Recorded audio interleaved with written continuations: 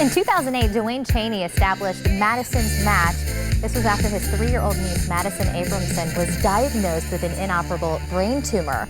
Inspired by Madisen and determined to help others, Chaney created Madisen's Match to use tennis as a way to raise funds for children just like her. I'm so happy to welcome Dwayne to the show this morning. So great to have you back. It's great to be here, Stephanie. Another incredible year with Madisen's Match, I know, ahead of us just here. But talk about when you started this in 2009 is when your first year was. Right. What was that like, you know, the year that someone you love? I mean, it's got to be unimaginable, someone that you love, someone so close to you, to be diagnosed with something like that. Yeah, it was a very tough experience. In 2008, Madisen was diagnosed with an inoperable brain tumor. She lives in Maryland, and my family's from Maryland, and I happened to go to visit some clients in that area, and I was there when she was diagnosed with a brain tumor, so I was there and was able to see firsthand how difficult that is on a family. Yeah. And it was really tough for me to see Madisen, you know, struggle just with all of the health difficulties. So with that experience and all the emotion and just energy that was built up, I wanted to drive it into a project to help other people. And I'm a tennis lover, and I got hooked up with the right people, and we started a small tennis event, and it's now grown tremendously over the years. And there she is there. You were looking at little Madisen, so cute. How is she doing today, by the way? She's doing very good. She's 12 years old. She's in 7th grade and spunky and full of life. And you know, the picture they just shown of her was her singing at our gala at Madisen's Match. She loves putting on a show, and she's the star of the show when she comes down.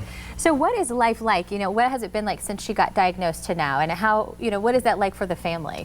Her life now consists of getting an MRI every 6 months to monitor the brain tumor. The tumor is intertwined in her brainstem, so they can't operate on it.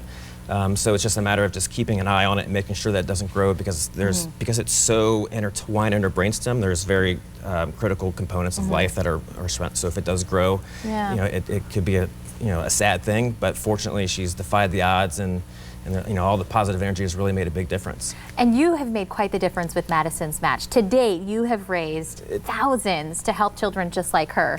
How much to date have you actually raised?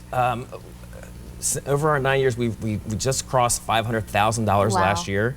Last year was our most successful event, where we raised $150,000 in total. Congratulations. To benefit the Brain Tumor Navigator program at the Regional Cancer Center. So some of our funds go to help adult cancer treatment, and then also for the Children's Hospital Cancer Center Fund at the Golisano Children's Hospital. Well, pretty incredible what you've done. I can't believe that's pretty amazing. So congratulations on that. And certainly we appreciate what you are doing for the kids in our community. We've got a little less than a minute. The 9th annual Madisen's Match. If you want to help and contribute to other kids out there just like Madisen, invite everybody out, Dwayne. You've got Madisen's Match coming up here on the 31st, right? Yeah, so March 31st and April 1st at the Landings in Fort Myers is where you want to be. We have world-class tennis stars coming down for the Landings on April 1st. Marty Fish, who was one of the top American players in the world only 2 years ago.